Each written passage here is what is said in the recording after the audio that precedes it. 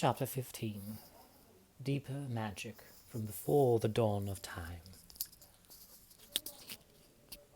While the two girls still crouched in the bushes with their hands over their faces, they heard the voice of the witch calling out. "Now follow me all, and we will set about what remains of this war. It will not take us long to crush the human vermin and the traitors now that the great fool, the great cat, lies dead." At this moment, the children were for a few seconds in very great danger, for with wild cries and noise of skirling pipes and shrill horns blowing, the whole of that vile rabble came sweeping off the hilltop and down the slope right past their hiding place. They felt the spectres go by them like a cold wind, and they felt the ground shake beneath them under the galloping feet of the minotaurs. And overhead there went a flurry of foul wings and a blackness of vultures and giant bats. At any other time they would have trembled with fear. But now the sadness and shame and horror of Aslan's death so filled their minds that they hardly thought of it. As soon as the wood was silent again, Susan and Lucy crept out onto the open hilltop. The moon was getting low, and thin clouds were passing across her, but still they could see the shape of the lion lying dead in his bonds.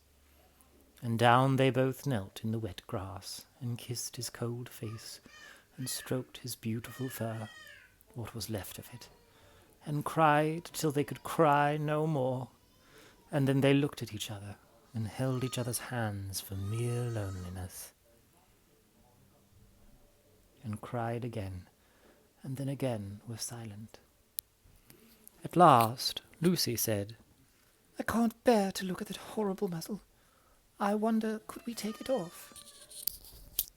So they tried, and after a lot of working at it, for their fingers were cold and it was now the darkest part of the night, they succeeded. And when they saw his face without it, they burst out crying again, and kissed it, and fondled it, and wiped away the blood and the foam as well as they could. And it was all more lonely and hopeless and horrid than I know how to describe. "I wonder, could we untie him as well?" said Susan presently. But the enemies, out of pure spitefulness, had drawn the cords so tight that the girls could make nothing of the knots. I hope no one who reads this book has been quite as miserable as Susan and Lucy were that night.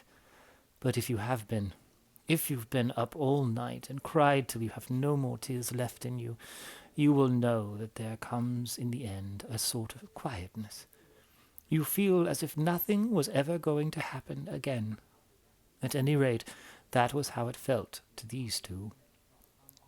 Hours and hours seemed to go by in this dead calm, and they hardly noticed that they were getting colder and colder. And at last Lucy noticed two other things.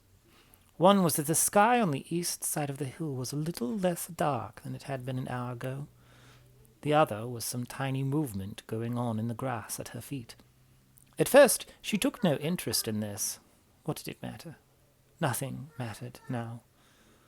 But at last she saw that whatever it was had begun to move up the upright stones of the stone table, and now whatever they were moving about on Aslan's body.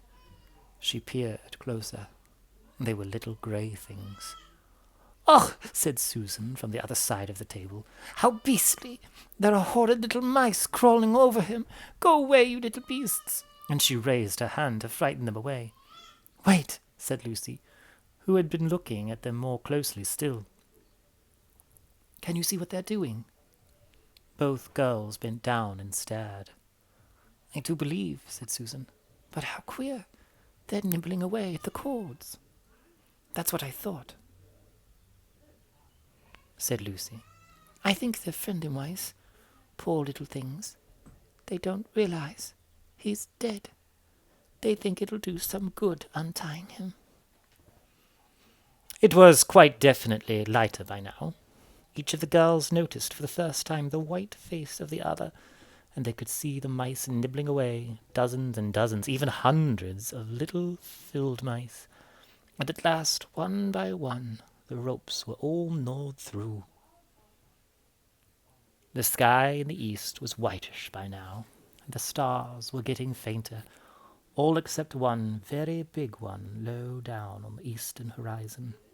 They felt colder than they had been all night, and the mice crept away again. The girls cleared away the remains of the gnawed rope.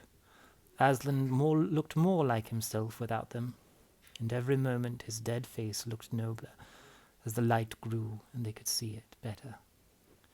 In the wood behind them a bird gave a chuckling sound.